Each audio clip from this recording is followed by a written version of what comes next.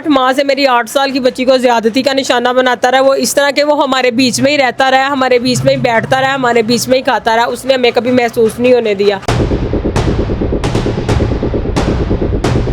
हमसे अलीम भाई है ना, वो ऐसे ना गंदे काम करते थे। जो उनसे अलीम भाई है ना, जो उनसे बास भाई है ना, अलीम भाई ने ना बास भाई से ना अब पास बैठ कर करवाया था। और जो उनसे अलीम भाई है ना, वो गाड़ी में ना दीवार नहीं थी, तब ना गैलरी में ना मेरे ऊपर लेट के ना मेरे शलवार उतार के मेरे ऊपर लेटते थे। अलीम भैया है ना, वो मुझे कहते ढोलने वाला डांस करो और ना क्या नाम है कमरे में चलो कपड़े उतारो। मैंने कपड़े नहीं उतारे, उसने मेरे मुंह पे तिजोर का थप्पड़ मारे। कहता अगर तुमने मम्मा को फिर से बताया मैं तुम्हारे मुंह पे और थप्पड़ मारूंगा।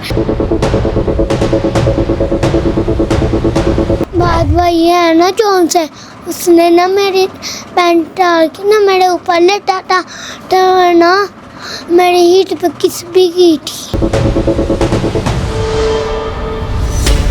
मुँह में डिस्चार्ज करता रहा। उसको अगर वो पीछे हटती थी उसको थप्पड़ मारता था। ये मुझे बच्ची ने बताया है। बच्ची को इतनी चीज़ों का नहीं पता ना, इतनी छोटी है, इसके साथ हुई है, तो इसने मुझे बताया है कि ये वो मेरे मुंह में डिस्चार्ज करता था और वो मुझे नीचे से कहता था कि कुल्ली करो। पास भाई ने मेरे साथ ये किया, वो अलीम भाई ने पास बैठ के मेरे साथ ऐसे करवाया कि मेरी निकर उतार के वो मेरे पास ऊपर लेटा, वो दूसरा भी इसके ऊपर लेटा।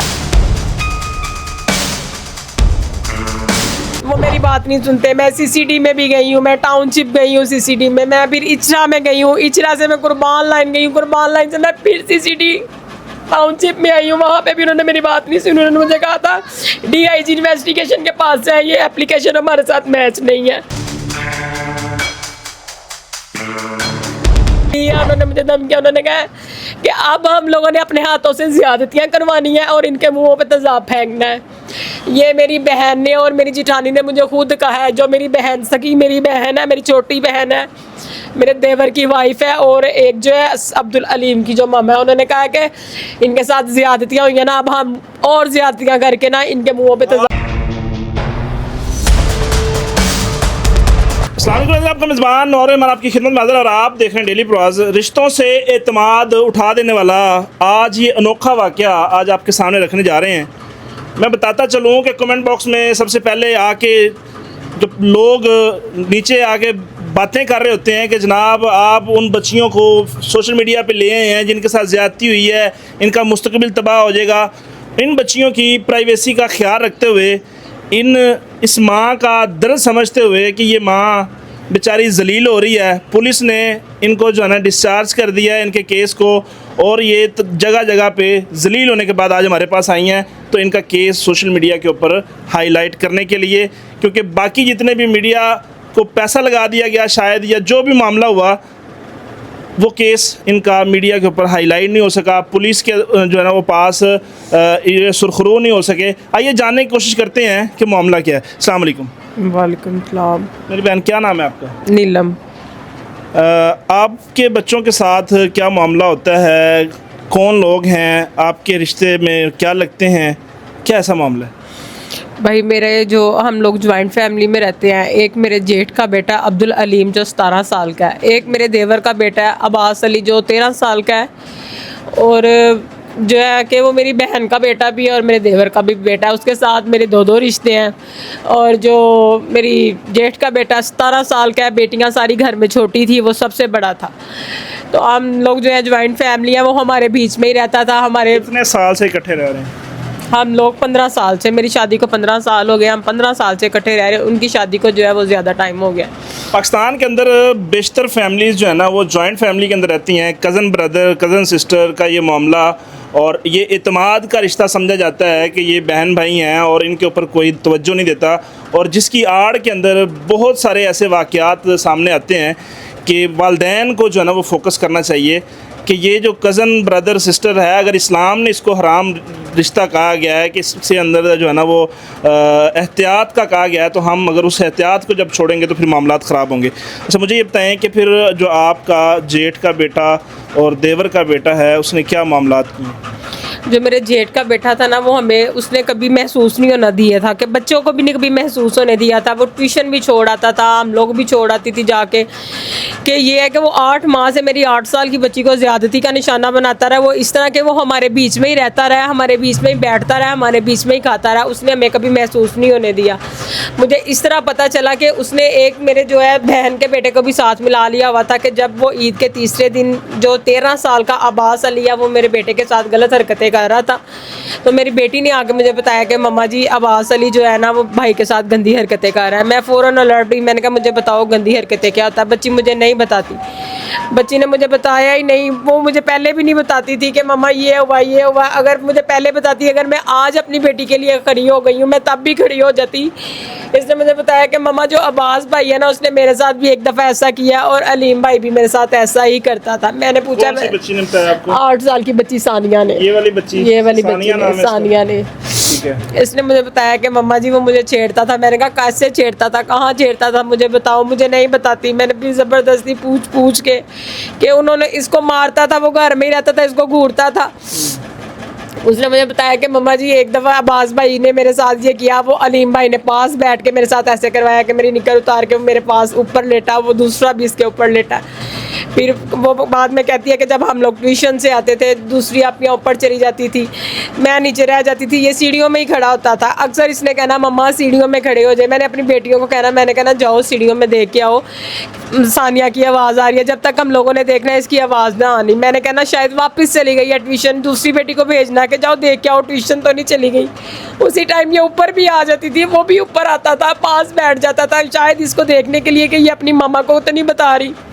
वो इस कदर रहता था। लेकिन आज भी हमें उस पर शक ना होता, आज भी ये इस्तेमाल होती रहती कि जबकि वो ये इस बच्चे की बात ना खुलती, वो ननिहाल से वापस ना आता, मेरी बेटी फिर ऐसे ही जाती का शिकार होती रहती, और मुझे ना पता चलता। आज जो आपका देवर का बेटा या जेठ का बेटा है जो ये सबसे पहले जिसने मामलात किए?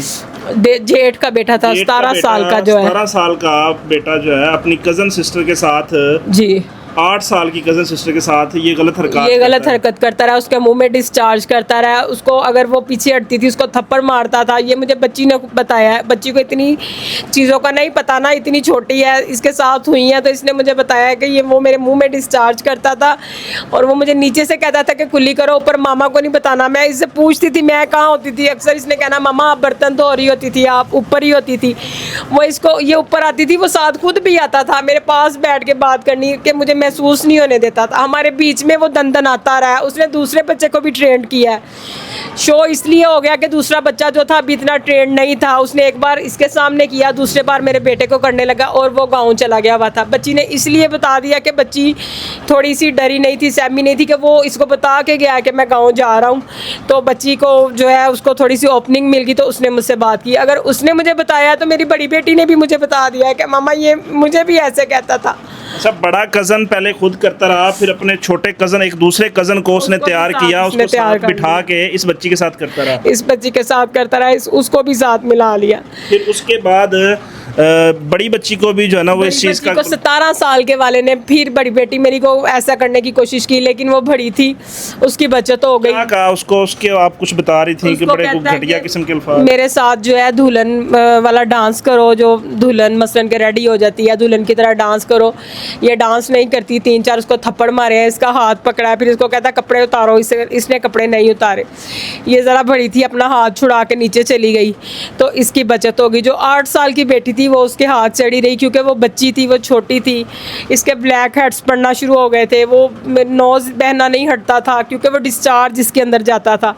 अब इस बच्ची का नोज़ भी बहना ख़त्म हो गया, क्योंकि महीना हो गया मुझे FIR कटवाए, वो बच्चा वापस नहीं आया। अगर वो वापस आता इसके साथ फिर यही कुछ करता तो मेरी बच्ची, खुदा ना खास्ता मेरी बच्ची को कुछ हो जाना था। वो शो हो चुका ना लड़का, इस वजह से वो लोग माने भी हैं, पंचायत भी आई है मेरे पास, उन्होंने छोटे वाले बेटे को डांटा भी है, वो मान गए हैं। लेकिन वो जो है अब यहाँ से भाग चुके हैं। जब तक मैंने FIR कटवाई है, मेरी FIR में भी सुनवाई नहीं हुई, हालांकि 377B FIR है। ये बच्चे सिर्फ 10 दिन अंदर रहे हैं, ना इनको हाथ लगाया गया, ना इनसे पूछा गया, ना इनसे मारा गया। अब वो लोग हमें धमकियाँ देते हैं, सरेआम धमकियाँ देते हैं कि अब इनके मुँहों पे तेज़ाब फेंकना है, मैंने इनकी बेटियों के मुंहों पे तेज़ाब फेंकना है। अगर कुछ ऐसा इसने एक्शन लिया, मैं इससे पहले भी आई हूँ मीडिया में, मेरी वो सुनवाई नहीं हुई। लोग जिनके खिलाफ जो आपकी छोटी छोटी बच्चियों के साथ ज़्यादती करते रहे हैं, गलत हरकत करते रहे हैं, गलाजत करते रहे हैं, वही लोग उठ के आज उस माँ को धमकियाँ दे रहे हैं कि आपकी बेटियों के मुंह पे तेज़ाब फेंक देंगे अगर आपने जो है ना अपना हक मांगने की कोशिश की तो। दिया उन्होंने मुझे धमकियाँ, उन्होंने कहा कि अब हम लोगों ने अपने हाथों से ज़्यादतियाँ करवानी है और इनके मुंहों पे तेज़ाब फेंकना है। ये मेरी बहन ने और मेरी जिठानी ने मुझे खुद कहा है, जो मेरी बहन सगी मेरी बहन है, मेरी छोटी बहन है, मेरे देवर की वाइफ है, और एक जो है अब्दुल अलीम की जो मम है, उन्होंने कहा कि इनके साथ ज़्यादतियाँ हुई हैं ना, अब हम और ज़्यादतियाँ करके ना इनके मुंहों पे तेज़ाब आपकी सगी बहन कह रही है, आपकी सगी बहन का बेटा भी आपके बेटे के साथ ज्यादती करता है और उसकी माँ कह रही है कि हम खुद ज्यादतियाँ करवाएंगे। हम खुद हम ज़्यादतियाँ करवाएंगी, ये हमारा कुछ नहीं कर सकती, क्योंकि थानों वालों ने मुझे कोई रिस्पॉन्स नहीं दिया। मैं सारा दिन बैठती थी, जो इन्वेस्टिगेशन मुझे मिलती थी मैं पूछती थी बच्चे कहाँ हैं, बच्चे उन्होंने छोड़ दिए हुए थे। जब मैं पूछने जाती थी वो कहते थे अपनी इन्वेस्टिगेशन को कॉल करो। इन्वेस्टिगेशन को कॉल करती हूँ, वो मेरी कॉल 3 दिन नहीं उठाती, वो मुझे जवाब नहीं देती। वो कहती बच्चे नाबालिग है, मैं इन पे हाथ नहीं उठा सकती, ना मैं इनको हाथ घड़ी लगा सकती हूँ। मैंने कहा मैं तो खाना नहीं खाती, मुझे खाना नहीं अच्छा लगता। ये यहाँ पे आके कैंटीनों पे खाना खा रहे हैं। जो उसके साथ आया था कांस्टेबल, उसने मेरे साथ इतनी बदतमीजी की क्योंकि वो लाइव उनको मोबाइल दिखा रहा था। मैंने कहा ये मुजरिम है, ये मोबाइल देख रहे। कह रही मैं उसके सांस बंद कर लूँ, मैं उनका हाल बुरा कर दूँ, मैं तो इनके साथ ये जुल्म नहीं कर सकती। उन मुजरमों को जब जुर्म साबित होने के बाद उठाया गया, सलाखों के पीछे रखा गया, लेकिन फिर जो है ना फैसिलिटेट किया गया। उनको आप बता रही थी कि जनाब कूलर और पता नहीं क्या क्या और बिरयानियाँ बता रही हैं। जी मैं गई हूँ, मुझे लगता था कि बच्चे वहाँ पे नहीं होते, क्योंकि ये मेरी बात ही नहीं सुनती थी। जब भी मैंने कहना मेरी मुझे कहती थी कि सुलह कर लो उनके साथ। मैंने कहा मैंने सुलह कर ली तो मैं अपनी बच्ची की देनदार होगी। मैंने कहा मैंने सुलह नहीं करनी इनके साथ। एक दिन 9वें-10वें मुहर्रम वाले दिन जो है मैं उस दिन गई हूँ। उस दिन बच्चे मेरे कहने के बगैर उसने छोड़ दिए हुए थे। 9वें-10वें मुहर्रम के बच्चे छोड़ दिए हुए हैं, आज तक जो है वो फिर रहे हैं, खा रहे हैं, पी रहे हैं। हम डर रहे हैं, जबकि उन्होंने हमें धमकियाँ दी हैं कि इनके बच्चों के मुंहों में मैं अब तेज़ाब फेंकूंगी, अब मैं अपने हाथों से ज़्यादतियाँ करवाऊंगी। अब ये वर्ड है। और मैं जब गई हूँ वहाँ पे थाने में, मैंने मुंशी से कहा है मुझे लड़के दिखाएं, तब वो अरेस्ट थे। सिर्फ वो रहे हैं 5-6 दिन या बड़ी हद 8 दिन वो अरेस्ट रहे हैं, वो भी शहजादों की तरह वहाँ पे रहे हैं। मैं मुंशी के पीछे चली गई हूँ, ऊपर फ़ैन लगा हुआ है, एयर कूलर लगा हुआ है, साथ उनको चारपाई दी हुई थी। मैंने पूछा है, मैंने कहा नीचे सारे हवालात में, ये ऊपर क्यों है? कहते हैं एक इन्वेस्टिगेशन तफ्तीश के लिए आया था तो ये इधर ही लेट गए हैं, इसलिए वो मेरी बात नहीं सुनते। मैं CCD में भी गई हूँ, मैं टाउनशिप गई हूँ CCD में, मैं फिर इचरा में गई हूँ, इचरा से मैं कुर्बान लाइन गई हूँ, कुर्बान लाइन से मैं फिर CCD टाउनशिप में आई हूँ। वहाँ पे भी उन्होंने मेरी बात नहीं सुनी। उन्होंने मुझे कहा था DIG इन्वेस्टिगेशन के पास से है, ये एप्लीकेशन हमारे साथ मैच नहीं है।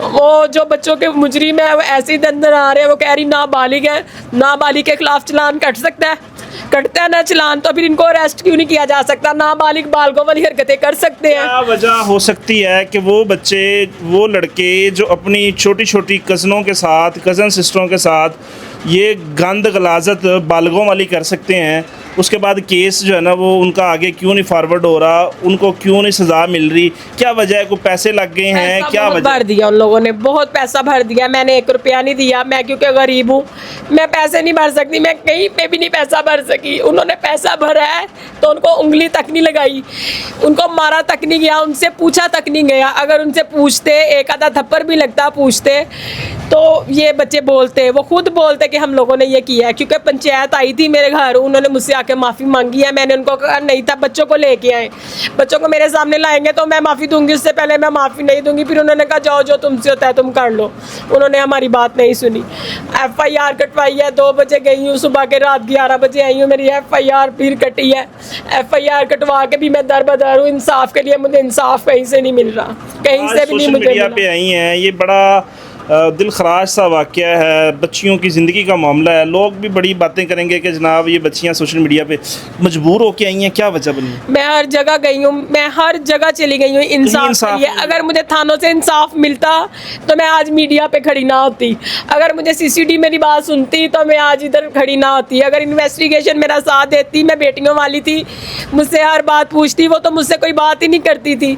मेरा किसी ने साथ नहीं दिया, इसलिए मैं मरियम नवाज़ के पास आई हूँ। मेरी अपील अपील है मरियम नवाज नवाज से। कहती हैं कि औरत मेरी रेड लाइन है, ये छोटी छोटी बच्चियां हैं और इस तरह के वाक़यात बाहर किसी लड़की के साथ किस तरह का मामला हो जाए, किसी बच्ची के साथ इस तरह का हादसा हो जाए, सीसीडी उसके जो है ना नेफे में पिस्तौल चला देती है, तो इस तरह का कोई मतलब जो है ना सीसीडी भी आपकी बात नहीं सुन मैंने रहा कहा है। है, मैंने उनको कहा था, मैंने कहा सीसीडी औरतों की हिफाजतों के लिए अगर कहते हैं कि उनको एक फिंगर भी लग जाए वहीं पे मार देते हैं। मैं तो एप्लीकेशन लेके इनके हर अदारे में चली गई हूँ। वो कहते हैं कि ये सीसीडी की एप्लीकेशन जो है अलग होती है, ये थाने की है अलग है, ये आप DIG इन्वेस्टिगेशन के साथ जाएँ, ये हमारे साथ मैच नहीं होती। मैंने उनको ये भी कहा था, मैंने कहा मैं सारा दिन इधर बैठी रहूँगी, आप मेरी DIG से बात करवाएं, मेरी कोई नहीं करवाता। वो कहते बीबी सारा दिन बैठी रहो, हमारे पास ना हो, अपने गुजरपुरे थाने में जाओ जहाँ की ये FIR। उन्होंने मेरी बात कोई खौफ नहीं है कि ये केस हाईलाइट होगा, मरियम नवाज जो है ना वो इसके ऊपर एक्शन मेरी लेंगी? बात नहीं सुनी। मरियम नवाज से मेरी अपील है कि ये मेरे बच्चों को इंसाफ दिया जाए, उनको कैफरे किरदार तक पहुँचाया जाए। मैं हर जगह जा चुकी हूँ, 12 तारीख की ये बात है, थानों में भी गई हूँ, CCTV में भी गई हूँ, ये मीडिया में भी आई हूँ, अभी तक मेरी कोई सुनवाई नहीं हुई, मेरी किसी ने कोई बात नहीं सुनी। नाज़रीन, उन बच्चों से कुछ बात करने की कोशिश करते हैं कि मासूमियत जिनकी छीन ली गई, नन्ही कलियां जिनको रोंदने की कोशिश की गई, आइए जानते हैं कि उनके साथ क्या जो है ना वो मामला हुआ है और वो अपनी ज़ुबानी ये वाक़या कैसे बयान करती हैं। अस्सलाम वालेकुम बेटा, क्या नाम है आपका? सानिया। सानिया। सानिया बेटा, आपके साथ क्या हुआ है? आप ज़रा अपनी ज़ुबानी बता दो कि आपके साथ क्या मामलात हुए हैं, क्या जुल्म होता है आपके साथ? अंकल जो उनसे अलीम भाई है ना, वो ऐसे ना गंदे काम करते थे, जो उनसे अलीम भाई है ना, जो उनसे बास भाई है ना, अलीम भाई ने ना बास भाई से ना अब पास बैठ कर करवाया था। और जो उनसे अलीम भाई है ना, वो गाड़ी में ना दीवार नहीं थी, तब ना गली में ना मेरे ऊपर लेट के ना मेरे शलवार उतार के मेरे ऊपर लेटते थे। बाद में ना जो उनसे चिड़िया है ना अपने मेरे मुंह में डालता था, मेरे मुंह से जिग निकलती थी और ना ऊपर से था कलोरी करने देता, नीचे से करने देता था और क्या ऊपर आ जाता था। कहता था अगर मम्मा को बताया ना तुम्हारा गला दबा देना, ये भी कहता था मैं कल गाँव चल जाऊँगा तो मेरे कुछ नहीं कहूँगा। आपने बेटा इतना कुछ हो गया, मामा को क्यों नहीं बताया इतना? अंकल वो कहता था कि तुम्हें मम्मा को बता रहा हूँ, तुम्हें जान से मार देना गला दबा कर। आपका क्या नाम है बेटा? फारिया। फारिया, आपके साथ क्या मामला हुआ है? जिनसे अलीम भैया है ना, वो मुझे कहते ढोलने वाला डांस करो और ना क्या नाम है कमरे में चलो कपड़े उतारो। मैंने कपड़े नहीं उतारे, उसने मेरे मुंह पे तिजोर का थप्पड़ मारे। कहता अगर तुमने मम्मा को फिर से बताया मैं तुम्हारे मुंह पे और थप्पड़ मारूंगा। फिर से बताने का क्या मतलब है कि आपके साथ पहले भी कुछ तरह का मामला हुआ था? नहीं एक ही दफ़ा हुआ? जी। कहते तुमने अपनी मम्मा को बताया ना, मैं तुम्हें तो आपने और मम्मा को क्यों नहीं बताया? वो मारता था, वो मारता था मारता था जी। ठीक है। मम्मा को बाद में मैं नीचे भाग गई। बाद में वो मुझे कहता अगर तुमने अपनी मम्मा को बताया मैं तुम्हें और मारूंगा। तीसरा विक्टिम ये बच्चा है। और बेटा आपका क्या नाम है? स्नैन। स्नैन, आपके साथ क्या हुआ बेटा? बात वही है ना जोन से, उसने ना मेरी पैंट डाल के ना मेरे ऊपर लेटा था तो ना मेरी हीट पे किस भी की थी। अब ये बच्चे जिन्होंने ज़िंदगी में पता नहीं क्या कुछ सीखना था, बेचारों ने कुछ अच्छा सीखना था, ये बच्चे स्कूल जाते हैं, कुरान भी पढ़ते हैं, अल्हम्दुलिल्लाह इन्होंने जाते हैं। दुनिया आखिरत सीखनी थी और इनको इन बच्चों के साथ वो कल के नौजवान जिनको पुलिस कहती है कि बच्चे हैं हम उनके ख़िलाफ़ एक्शन नहीं ले सकती, लेकिन इन बच्चों के साथ सारे मामलात हो सकते हैं। अब अल्फाज ख़त्म है कि पुलिस क्या पुलिस वालों के अपने बच्चे हों या अपनी बेटियों के साथ खुदा न खास्ता इस तरह का मामला होता तो क्या वो इसी तरह के डायलॉग मारते इस खातून को? ठीक है, इसके शोहर को जलील किया जाता है, उसको तरह तरह की बातें की जाती हैं। आपके शोहर को क्या कहते हैं पुलिस वाले? टोंट मारते हैं जब मैं जाती हूँ, कहते हैं मिट्टी के बावे, मिट्टी के पुतले, तुम क्यों नहीं बोलते, तुम सुलह करो, हम परदेसी बंदे हैं, दूर से हैं, हमने तो चले जाना, आप लोग सुलह करें। सुलह मैं कर लूँ, इन बच्चियों की इज्जतें रुल गई हैं, मैं सुलह करके तो उनको और ये चीज़ें दे दूँ कि आज इनके खिलाफ कोई भी स्टैंड नहीं लेगा, ये कल को और हरकतें करेंगे। और वो कर रहे हैं, वो बाहर निकले हैं और वो फिर रहे हैं, उनको पता है मैं कुछ नहीं कहा गया, वो ये नेक्स्ट भी ऐसा ही करेंगे कि वो 8 दिन रह के आए हैं, वो बड़ी शहजादों की तरह रह के आए हैं, उनके खिलाफ कोई स्टैंड नहीं लिया गया। ये है जी पंजाब पुलिस, मजलूम को टोंट मारे जाते हैं, बकवास की जाती है, उनके ऊपर तरह तरह के ताने और अल्फाज उठाए जाते हैं। ये बात नहीं आती तो इसके ऊपर भी पर्चा कर दो, आप लोग भी करवाओ इसके ऊपर पर्चा। तो ये है जी सारी कहानी। अपनी राय का इजहार कमेंट बॉक्स जरूर कीजिएगा और इस वीडियो को ज़्यादा से ज़्यादा शेयर कीजिएगा कि ये फैमिली, ये माँ, ये अपनी बेटियों के साथ तरह जगह जगह जलील हो रही है, कभी किसी वकील के ऑफिस में, कभी थानों में, कभी कचहरी के अंदर, कभी CCD के ऑफिस के अंदर, लेकिन इनको कहीं से भी इंसाफ नहीं मिल रहा। तो आज इन्होंने आपका सहारा लिया है। आपके एक शेयर से, आपके एक क्लिक से इनका केस मरियम नवाज़ तक पहुँच सकता है और इनको इंसाफ मिल सकता है। अपनी राय का इजहार ज़रूर कीजिएगा और कमेंट बॉक्स में ज़रूर बताइएगा कि ऐसे हादसात और ऐसे वाक़यात को रोकने के लिए क्या करना चाहिए। मुआशरे की इस्लाह के लिए एक कमेंट बहुत ज़रूरी है। मिलेंगे इंशाल्लाह नई वीडियो के साथ, तब तक के लिए अपना ख्याल रखिए। अल्लाह निगहबान।